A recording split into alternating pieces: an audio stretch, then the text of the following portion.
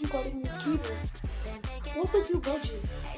Oh, I see that. Oh, my budget was like $500. I wanted a nice custom keyboard. Oh, really? Look at it's a really high-end parts for that. What switches do you have? I got these blue switches because my favorite colors, and they're probably good.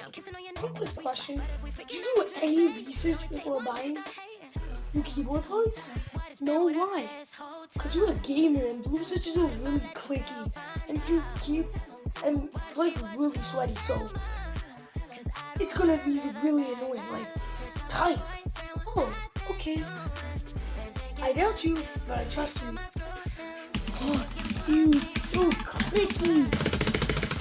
Ew. Do you have warranty on the parts? No, I didn't check the description.